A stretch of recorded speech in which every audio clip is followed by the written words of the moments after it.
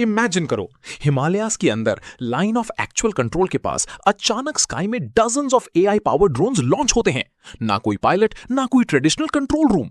और अगर half drones destroy भी हो जाएं, तब भी पूरा स्वॉर्म फाइट करता रहता है। ये साइंस फिक्शन नहीं है एनीमोर। चाइना ने ऑफिशियली अपना dangerous AI warfare platform reveal किया है, एटलस ड्रोन स्वॉर्म सिस्टम। और मिलिट्री एक्सपर्ट्स बिलीव करते हैं कि ये टेक्नोलॉजी इंडिया के लिए सीरियस चैलेंज बन सकती है। तो आखिर चाइना का एटलस सिस्टम कितना डेंजरस है? क्या इंडिया इसे स्टॉप कर सकता है? और क्या future wars AI drones dominate करेंगे? This is the future of warfare. China का Atlas drone swarm system develop किया गया है state own defence giant CETC के थ्रू फॉर द पीएलए। लेकिन ये सिर्फ एक नॉर्मल मिलिट्री ड्रोन सिस्टम नहीं है। एटलस बेसिकली एक मोबाइल एआई बैटलफील्ड नेटवर्क है जो मिलिट्री ट्रक्स पर माउंटेड होता है, और इसकी कैपेबिलिटीज ऑनेस्टली काफी शॉकिंग है। चाइनीज मिलिट्री डिस्क्लोजर्स के अकॉर्डिंग एक एटलस यूनिट एक साथ 96 ड्रोन्स लॉन्च कर सकता है। यस, 96। और डिप्लॉयमेंट स्पीड भी एक्सट्रीमली फास्ट है। हर कुछ सेकंड्स में एक ड्रोन लॉन्च होता है, मतलब पूरा बैटलफील्ड मिनट्स के अंदर सैचुरेट किया जा सकता है। लेकिन रियल डेंजर ड्रोन्स की क्वांटिटी नहीं है, रियल डेंजर है इसका एआई इंटेलिजेंस सिस्टम।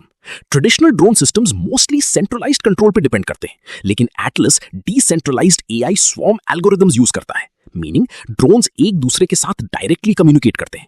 अगर कुछ ड्रोन्स डिस्ट्रॉय हो जाएं, तो remaining drones automatically formations change कर लेते हैं। इसको बोला जाता है सेल्फ हीलिंग स्वॉर्म, और इसी वजह से ये सिस्टम न्यूट्रलाइज करना एक्सट्रीमली डिफिकल्ट हो जाता है। अब यहां सिचुएशन इंडिया के लिए सीरियस हो जाती है। चाइना की drone swarm strategy almost perfectly Himalayan battlefield के लिए डिजाइन लगती है। क्यों? बिकॉज टेरेन स्वॉर्म वॉरफेयर को एडवांटेज देता है। ट्रेडिशनल टैंक्स और आर्मर्ड व्हीकल्स माउंटेन्स में स्ट्रगल करते हैं, लेकिन लाइटवेट ऑटोनोमस ड्रोन्स वो हाई ऑल्टीट्यूड रीजन्स में काफी इफेक्टिव होते हैं। और चाइना ऑलरेडी तिब्बत में मैसिव इंफ्रास्ट्रक्चर बिल्ड कर चुका है। लास्ट डेकेड में बीजिंग ने रोड्स, टनल्स, रेलवेज और military logistics networks rapidly expand किए हैं नियर द एलएसी। इसका मतलब Atlas launch vehicles quickly move, hide और डिप्लॉय हो सकते हैं अक्रॉस मल्टीपल बॉर्डर सेक्टर्स, और इंडिया को अटैक से पहले वेरी लिटिल वार्निंग मिल सकती है। लेकिन बिगेस्ट थ्रेट है सैचुरेशन वॉरफेयर। इंडिया के एडवांस्ड एयर डिफेंस सिस्टम्स जैसे S-400 मेनली फाइटर जेट्स और मिसाइल्स इंटरसेप्ट करने के लिए डिजाइंड है, लेकिन ड्रोन स्वॉर्म्स पूरा इक्वेशन चेंज कर देते हैं। इमेजिन करो, dozens of cheap expendable drones एक साथ रेडार स्क्रीन्स फ्लड कर दें।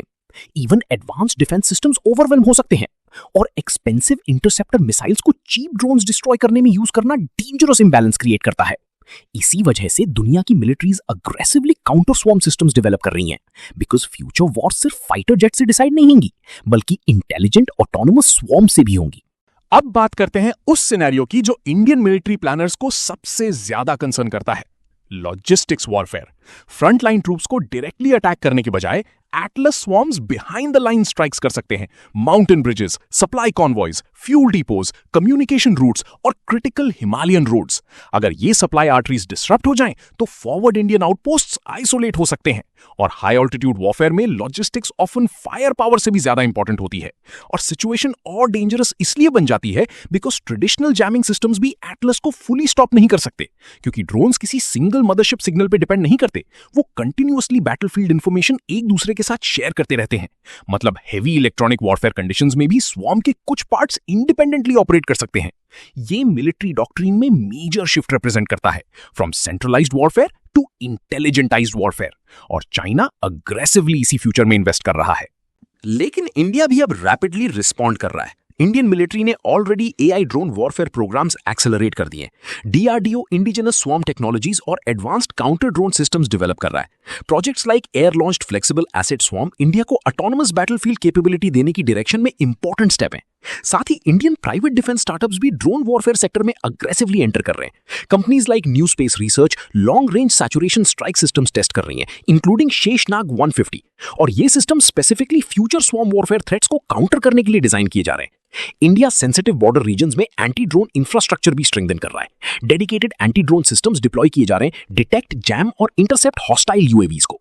Meanwhile India United states, Israel और फ्रांस के साथ स्ट्रेटेजिक डिफेंस कोऑपरेशन डीपन कर रहा है, स्पेशली इलेक्ट्रॉनिक वॉरफेयर और काउंटर अनमैन्ड सिस्टम्स में।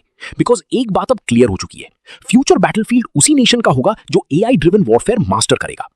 चाइना का एटलस सिस्टम सिर्फ एक और ड्रोन प्रोजेक्ट नहीं है, ये वॉरफेयर के एक कंप्लीटली नए एरा को रिप्रेजेंट करता है। एक ऐसा एरा जहां autonomous systems real time battlefield decisions लेंगे, जहां स्वॉर्म्स ट्रेडिशनल फॉर्मेशंस रिप्लेस करेंगे और जहां एआई मिसाइल्स और फाइटर जेट्स जितना इंपॉर्टेंट बन जाएगा। इंडिया के लिए यह चैलेंज एक्सट्रीमली सीरियस है, लेकिन इसी चैलेंज की वजह से इंडिया की मिलिट्री मॉडर्नाइजेशन भी एक्सेलरेट हो रही है। एशिया में drone arms race officially start हो चुकी है और हिमालयाज में नेक्स्ट डेकेड में जो कुछ होगा वो ग्लोबली फ्यूचर वॉरफेयर रीडिफाइन कर सकता है। Because next major conflict tank से स्टार्ट नहीं हो सकता, बल्कि hundreds of intelligent drones silently sky में अपीयर होने से हो सकता है। आपको क्या लगता है, क्या इंडिया एआई स्वॉर्म वॉरफेयर के लिए रेडी है? क्या traditional air defence systems autonomous drone attack survive कर पाएंगे? और इंडिया चाइना ड्रोन रेस में करंटली किस कंट्री का एडवांटेज ज्यादा है? कमेंट सेक्शन में अपनी ओपिनियन जरूर बताएं। अगर आपको ये ब्रेकडाउन पसंद आया हो, सब्सक्राइब करें ग्लोबल 19 न्यूज को फॉर मोर जियोपॉलिटिकल और मिलिट्री एनालिसिस। और मिलते हैं नेक्स्ट वीडियो में।